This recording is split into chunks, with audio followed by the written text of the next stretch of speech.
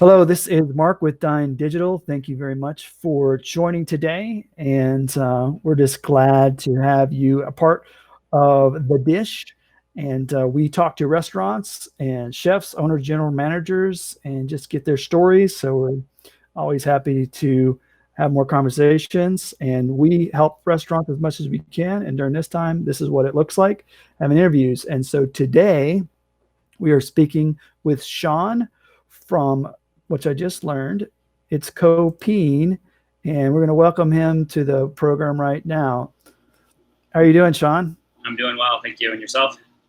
I'm doing good. I'm glad to have you on The Dish today, and we're going to jump right into your story. So tell us all about Copine and not Copine, which I learned, like I said, just recently.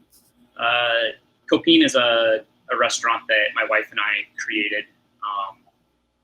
Created the concept, probably almost 10 years ago. We met for an opening of a restaurant in New York and fell in love, got married. It was all our dream to have our own restaurant. We've worked together for the last 15 years.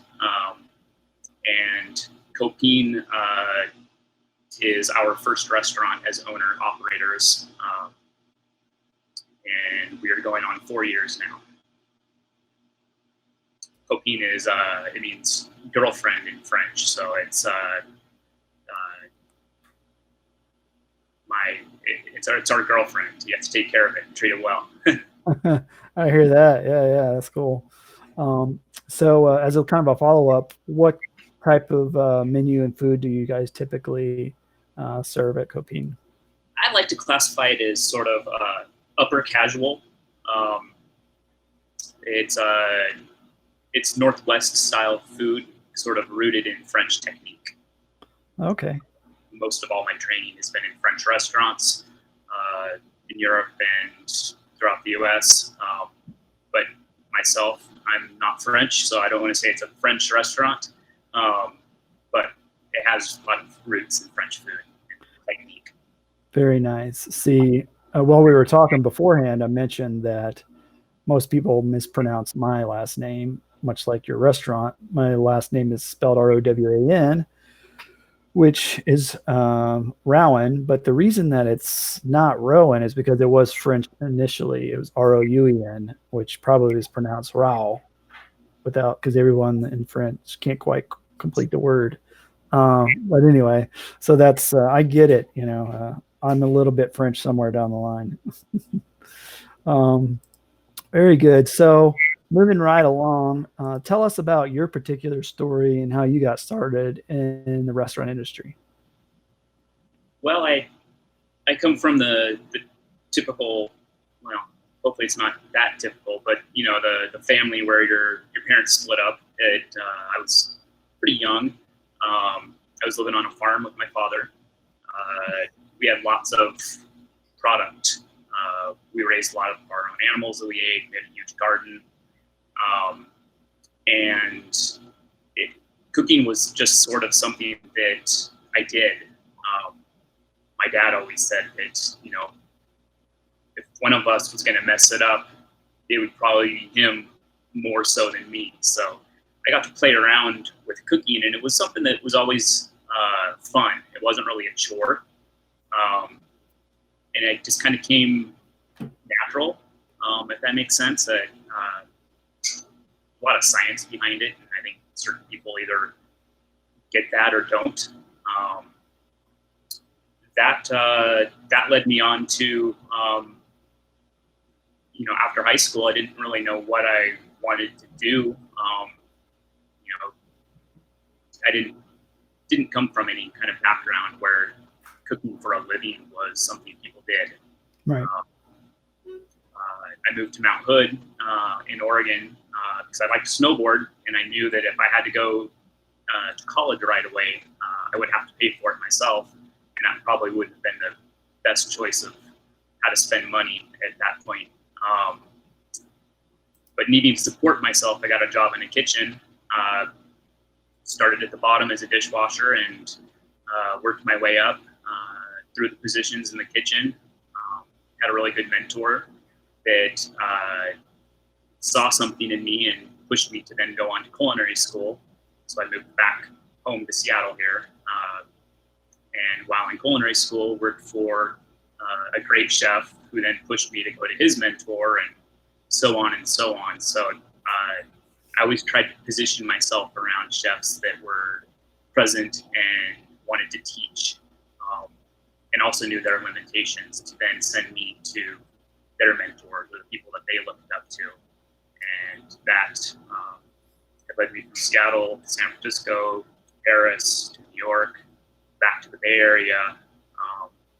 After all that moving around and whatnot, I really kind of wanted to set my roots and move back home and give back to the community and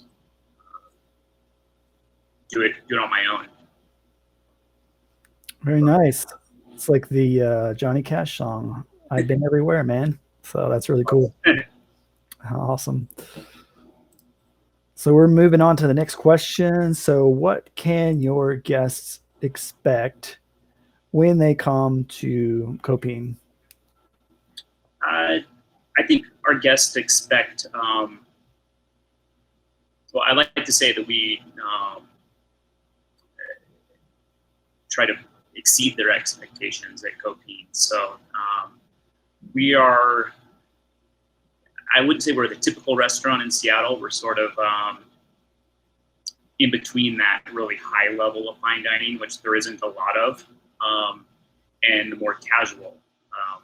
But with my experience and my wife's experience, she runs the front of the house, I run the back. We both come from multi-Michelin star background restaurants, but yet we see the limitation in what we're trying to provide for our restaurant. We both worked at fancy restaurants and white tablecloths and huge staffs and whatnot. We want to provide that same level of cuisine, same level of service, but in a more relaxed atmosphere, friendly.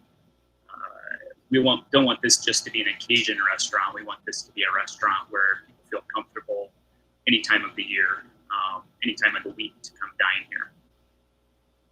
Awesome. That's sounds like a fun experience overall. And tell us a little bit more about the uniqueness of your restaurant. I think the uniqueness is just the uniqueness for the Seattle market.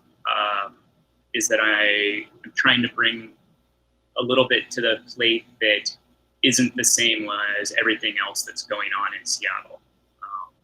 There's a lot of great restaurants here.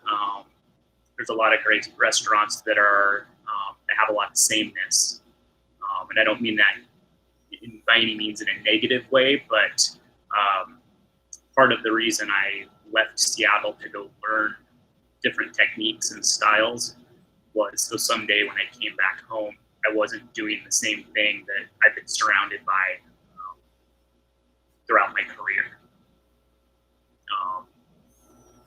That would be one of the ways we're unique. I think we're also approachable. We offer a couple different styles. We offer a a la carte menu. Wednesday, Thursday, Friday, Saturday nights. We're only open for dinner. And then Sunday, we try to switch it up and we do just a 3-course tasting menu, which sort of pushes and challenges us to really get hyper seasonal with products that we can get in smaller quantities, and sort of pushes ourselves as chefs in the kitchen to sort of stay on top of our game.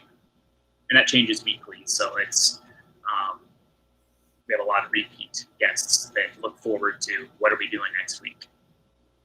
Yeah. No, that's great.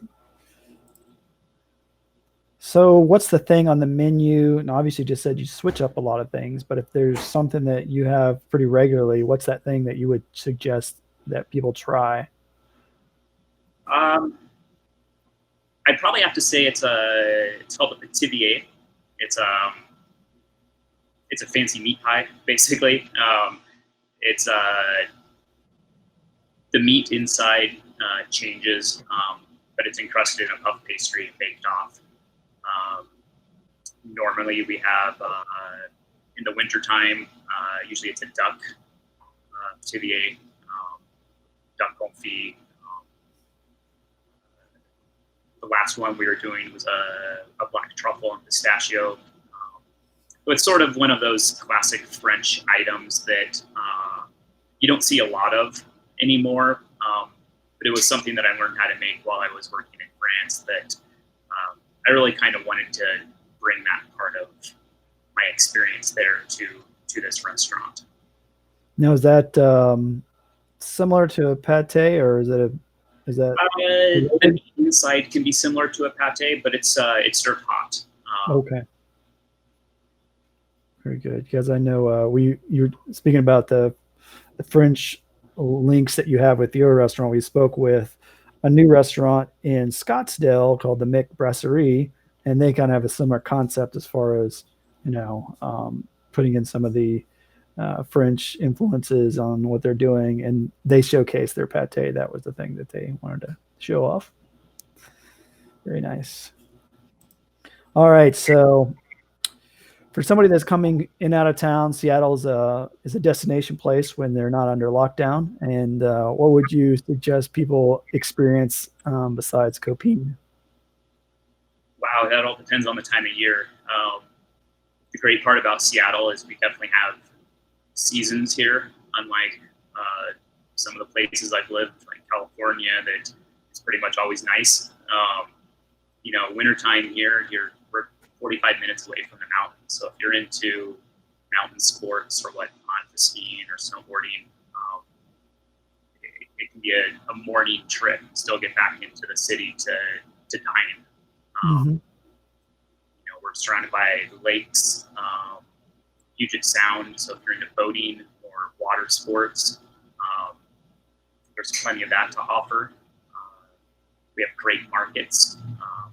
Pike Place Market's very famous, sort of touristy, but beautiful nonetheless.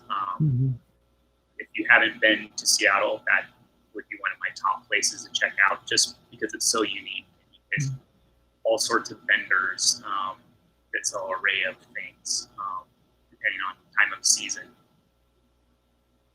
Now, is that some place that you would get some of your food from, or do you have other markets that you I tend not to go down there. It's sort of out of my way. There's farmer markets throughout the city that offer a lot of the same vendors. They do switch up a little bit, but it's usually almost every day of the week in a different neighborhood. We have a really great one here in my part of town, Ballard, where the restaurant is. That's on Sundays, where there's a lot of great vendors, producers. A lot of those also will deliver directly to the restaurant. So it really depends on how much time you have in your day to go out and sort of experience everyone as a whole, rather than just dealing with each person on an individual basis. Right on. Very good. So someone that would be starting a restaurant, what's some wisdom that you would impart to them? Be wise on how you set up your business. If you need business partners or investors, pick them wisely. Pick ones that are there to support you and your brand. Make sure you have enough capital. One of the largest problems with restaurants failing is they raise a lot of money to open. To raise the money, you lose equity in your business, so you have to sell off a lot of your own equity to raise the money. But then, operating and running a restaurant is very expensive, so you need to know what your cost structure, your bottom line fixed costs are, and sort of raise your money to always have a surplus. Something breaks in the kitchen, you don't want to be spending your last dime to fix that when you then need to buy food in order to make your money back. Right. Good wisdom indeed. So if there's something that you could change about the restaurant, let me try that again. If there's something that you could change about the restaurant industry, what would that be? You know, out of all your questions that you sent me, that was the hardest one for me to answer. I'm sort of old school in the way that how I was trained. Um, I always sought out kitchens where I could learn from the chef um, as a mentor. Um, Nowadays, a lot of restaurants have expanded so much that you're not really learning from the person who started the restaurants anymore. You're learning from, in a lot of sense, very capable people that are operating the places for them. You kind of lose a disconnect, I think, in really what the chef's vision is when you're not working for the chef. I'm old school in the way that if I call myself the chef, it's because I'm leading a kitchen. And that's, to me, that's one of the biggest things that I would change, but it's not, it's all how you look at it. There's more presence in the kitchen. Right. So going on the more positive side of things, what's the thing you love most about being a restaurateur? Oh man, there's so many. I love waking up early, getting in the kitchen, getting the stoves on, interacting with all my purveyors that deliver food throughout the day, joking around with them. I love when my crew shows up in the morning and we start shooting ideas around each other. We're constantly pushing and challenging ourselves, trying to every day set the bar a little higher. And outside of the kitchen, I really love seeing happy guests. I love seeing repeat guests. We have a lot of people that come in here once, twice a week, whether they're having a snack at the bar or having a full meal. And just to see them and the happiness and the appreciation for what we do really sort of makes me feel good at the end of the day, knowing that something that a lot of times I take for granted by just cooking what I do. It's what I do every day, but really can have an impact on someone in their life. Definitely. No, that's great. So things are obviously different with our current situation, and so want to let you have the opportunity and tell us how we can get your food now. What's your schedule and menu and those things like right now? Well, right now the restaurant is closed. We're only allowed to do takeout food, which is sort of it's a different beast altogether. When we set up our restaurant 4 years ago, we always had a retail component that we had inside of our restaurant. That it was a way for me to utilize trim in the kitchen, do little items that people could take with them after their dinner. I'm in a mixed space building, so we have tenants that live above us. They're able to stop in, pick up, a little potted foie gras or some butter cookies, or I usually try to keep some soup in the case. So we've always had that component. Also, we would do a pre-ordered Sunday supper to go, which usually always revolved around a roasted chicken of sorts. My wife and I love to go to France. And one of the first things we would do when we got there is we would buy a roasted chicken to have in the apartment that we were staying in, because our sleep schedule was so thrown off. Just having that comfort food of something prepared, you'd snack on at all hours of the night, was sort of the concept behind having a Sunday chicken dinner. We would sell a handful of those a week. now we've had to switch to only doing takeout dinners. So we have upped the quantity, but really we played off of that original model. So we didn't really have to recreate something, but more amp up and figure out how we could safely do it. Right now I have my chef de cuisine and a junior sous that are helping me in the kitchen. And my wife is handling all of the interactions with the guests. It's a pre-ordered item, so I know how much product I need to bring in. We are capping the numbers at 30 a day, which feeds 60. The reason why we chose that number is based on packaging and being able to hold the product in the walk-in, and also trying to be as safe as we can with interactions. My two employees that are helping me don't take mass transit. We're trying to make sure that there's not a lot of cross outside of the restaurant. And as far as how you can get it, you can go onto our website, copineseattle.com, to the Foods to Go tab, and we have posted the menu for the week. And so Tuesday will go live for Thursday, Wednesday for Friday, and so on. Sunday we're doing fried chicken. We've decided that we can actually do more on Sundays because we start to gain walk-in space as we're not open Monday and Tuesday. So we've upped the numbers to 45, and knock on wood, they've been selling out within an hour or two. Awesome.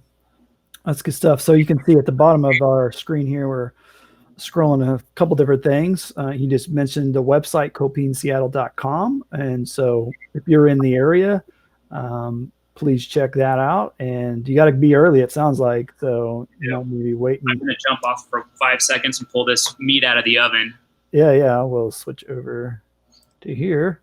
So as he's getting some meat out of the oven, also look at our Instagrams, got Dine.Digital, Dine.Digital. Please follow there. And please follow Copine Project also on Instagram to be up with what they are doing. I know that you guys put out a couple of looks like your menus earlier today, I believe. And we are wanting to show off the dish. All right, so this is a traditional pâté de campagne, or a pâté en croûte. That's actually the very first one I've ever made,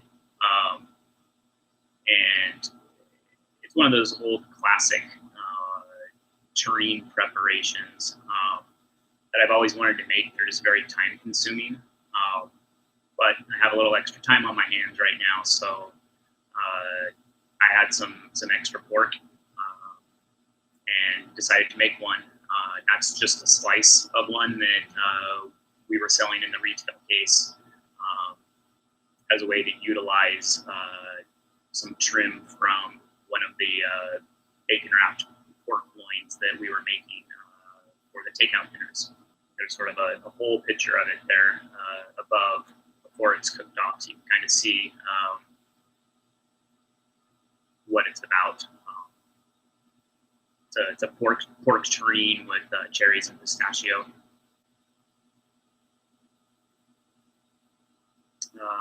This is one of the dishes we put on the menu right before we had to close. It's a Japanese hamachi with a lemongrass tangerine broth with fresh cucumber, radish, some radish sprouts. Very light and refreshing, sort of really trying to jump towards that spring after the winter menu. So citrus was still in season, so that was sort of the route that one was going for the broth table side. Just a photo of one of the to-go items that we were doing. It was fresh made pasta, sort of a chicken noodle soup. It was rainy. It was poor weather outside, so I kind of wanted to have something a little more comforting, easy to heat up. So my wife's really into giving back to the community. So that's she has a lot of posts on our Instagram page about guest feedback and whatnot. We love when we hear from our guests, and we love to acknowledge that, yes, we heard your nice comments.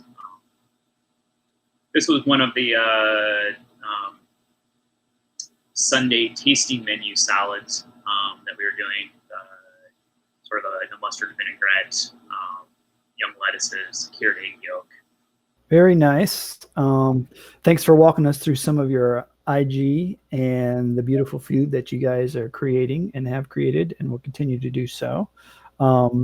Let's see. We switched sides. It's okay. Everything's still under control. One of the things that popped onto you right before we went live was trying to get a pro tip from you when it comes to making amazing food. We're not going to try to act like we can do what you can do, but maybe you can give us a little tip on something that we can cook ourselves. I would do a tip that one of the tips I like to sort of instill in people whenever you're cooking meat, make sure you pull your meat out of the refrigerator and let it sit out for 20-30 minutes and sort of come to room temperature before you go to cook it. You'll get a nicer, more evenly cooked piece of product because roasting it, you get all this hot heat from the outside, but if the middle is still cold, we call it a bullseye. When you cut into the piece of meat, it looks really rare still in the middle, where the outside is medium well. You let it temper, you can really tempering means comes to room temperature. Cook it, let it rest for almost the same amount of time as it takes to cook. That way the juices get to sort of redistribute through the protein. Very good. I never thought about that. That's why you're the pro. I know you had something that you're cooking. Is that something that you can pop on screen, or is it still on preparations? Let's see here. We're going in the right direction. Yeah, this is a porchetta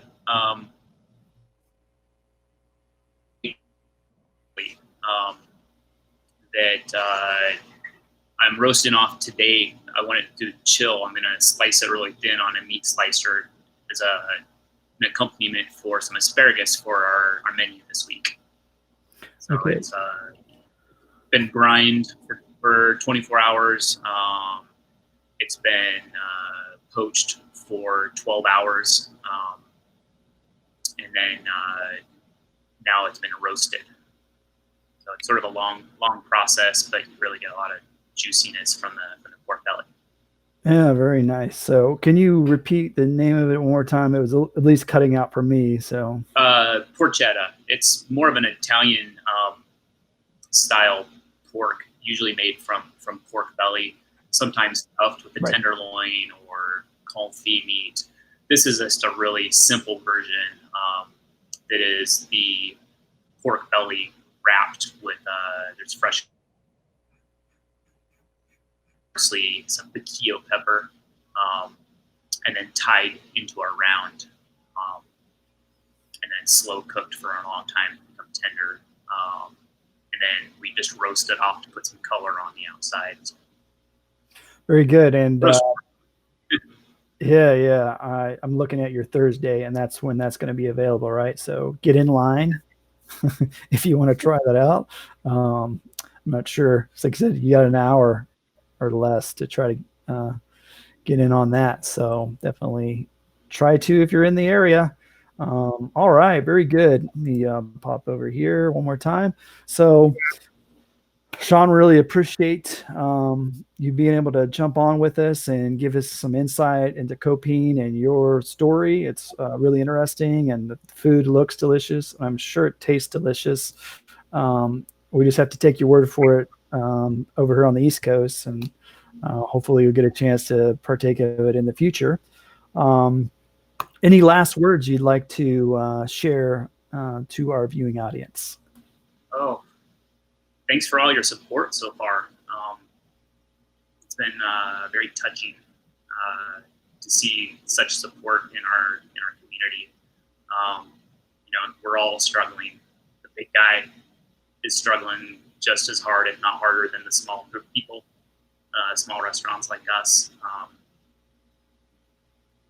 Everyone is things that are probably inherent when places are able to open back up, but cooks and restaurants and chefs are resilient. Every day we're dealing with problems and how to fix things on the fly and whatnot. And this is a speed bump that we're going to just have to get over. And I feel as an industry, we will. So thanks for everyone's support. Thanks for including me on this show. It's the first time I've ever done anything like this, actually it's the second one. I did one with a friend a couple weeks back with my wife. So this is always makes me a little nervous. No worries. I'm glad to have you. You did a great job. And just to echo Shaun, thanks to the community there for supporting one another. And I know that's happening across the world, where people are rising up to be a blessing and just a benefit for one another. Thank you, Shaun, and your wife, for providing amazing service and food to the people of your community. Continue to do the good work. And like you said, this will pass, and we'll be back to sitting inside of restaurants and enjoying the food. So please, like you see on the bottom there, follow Copine Project on Instagram and visit their website, copineseattle.com. While you're at it, give us a follow on Dine.Digital on Instagram. You can find our other social and website there. But thanks for joining today, and please look for us coming up on Wednesday and Friday. We have 2 more shows to have more great conversations with great people. All right, everybody. Thank you so much, and we'll talk later. All right. Thank you. Have a good day.